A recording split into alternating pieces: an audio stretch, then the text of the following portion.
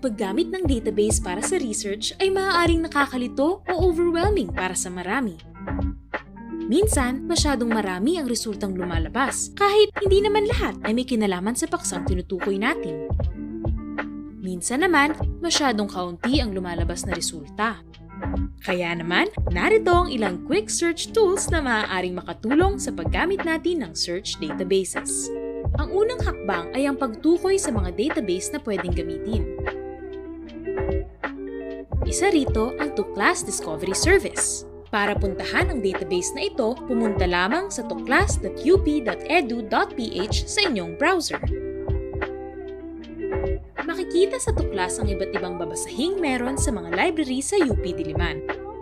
Para sa mas partikular na mga database at iba pang subscriptions, maaari ring pumunta sa website ng main library sa mainlib.upd.edu.ph. Makikita rito ang updated list ng mga database, journals, archives, ebooks at iba pang subscriptions ng UP Diliman.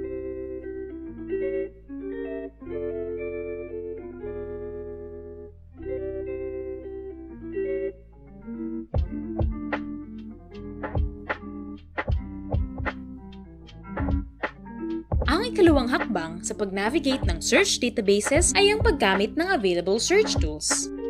Para sa mas tiyak na paghahanap, pwedeng gamitin ang Advanced Search Tool. Pwede nating tukuyin o specify ang field na pinaghahanapan natin. Halimbawa, pwede nating hanapin ang partikular na manunulat, pamagat, call number o paksa. Sa ibang database, pwede ring limitahan ang paghahanap sa mas partikular na database, uri ng babasahin o library unit sa loob ng UP Diliman. Pwede rin tayong maghanap ng mga babasahing inilathala sa partikular na panahon.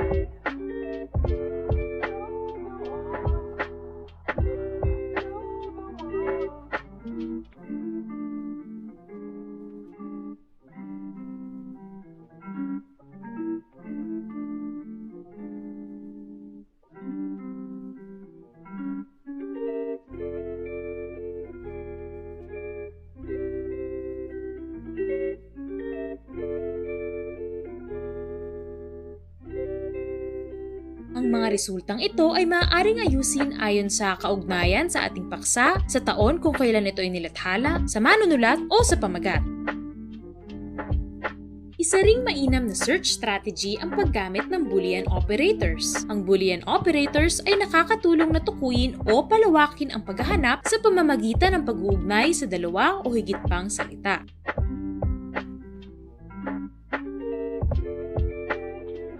Ang operator na AND ay nag-uugnay sa dalawa o higit pang salita para mahanap ito ng magkasabay. Ito ang default operator kapag naghahanap ng dalawa o higit pang salita ng walang ibang operator. Ang OR naman ay nag-uugnay sa dalawa o higit pang magkapareho o magkalapit na salita.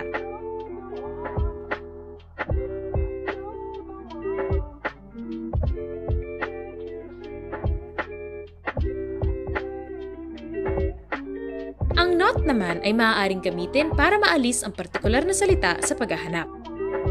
Tandaang mahalagang isulat ang operators na ito gamit ang capital letters. Kasama rin sa operators ang mga marker katulad ng quotation marks. Halimbawa, ang paggamit ng quotation marks para sa dalawa o higit pang salita ay nakakatulong na tukuyin ang paghahanap dahil naiiwasan itong mahanap ang mga salita ng magkakahiwalay.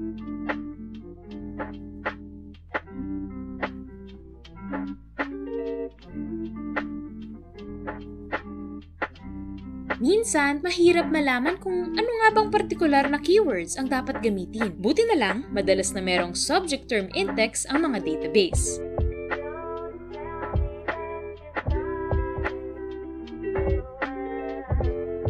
Sa Tuklas, halimbawa, ang subject term index ay tila isang thesaurus na nagbibigay ng mga alternatibong keyword at nagmumungkahi ng mga salitang konektado sa paksang hinahanap natin.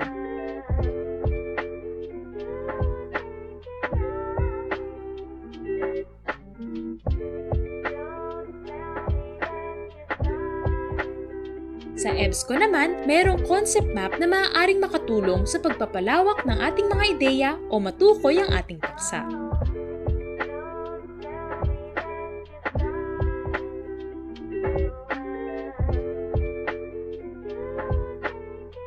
At At ilan lamang yun sa basic search tools na pwede nyong gamitin. Naway nakatulong ang tips na ito sa inyong pananaliksik.